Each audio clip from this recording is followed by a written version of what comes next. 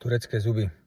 Vec, s ktorou sa budeme stretávať častejšie a častejšie, lebo tá éra, kedy si to ľudia nechali porobiť, už možno postupne odoznieva, ale teraz sa začnú vynárať tie komplikácie. V nedávnej dobe som mal skúsenosť s jedným prípadom. Klasika, no, také zirkonové mostíky od 5 po 5, od 6 po 6 spojené, pod tým neošetrené kanáliky, čiže postupom času zápaly pod zubami, bolesť.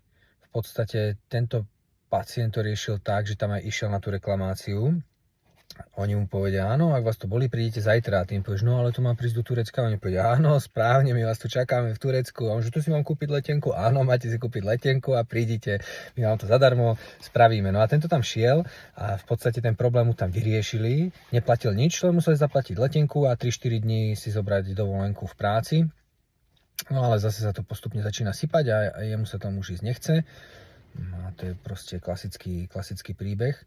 A do tohto sa na Slovensku nikto púšťať nebude, pretože ak tam máte nejaký mostík od 6 po 6 alebo od 5 po 5 zirkónovú a treba tam ošetriť kanáliky, počas toho, jak sa získava prístup do dreňovej dutiny, aby sa dokázali ošetriť tie kanáliky, môže dojsť k tomu, že tá korunka, ten materiál praskne. No a keď praskne iba jedna korunka, tak však to sa dá stále vyrieši sa jedna.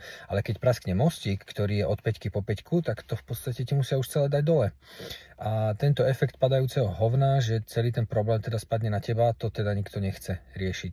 Ja určite doporučujem ľuďom, ak bývate pri maďarských hraniciach, hovoríte po maďarsky, tak choďte k zubárovi do Maďarska, úplne v pohode. Ak bývate pri poľských hraniciach, máte to blízko, viete sa dohovoriť, choďte do Poľska, ak bývate blízko Ukrajiny, choďte na Ukrajinu k zubárovi, ale nehľadaj si ošetrujúcich lekárov niekde ďaleko od miesta tvojho bydliska, lebo komplikácie nastanú vždy.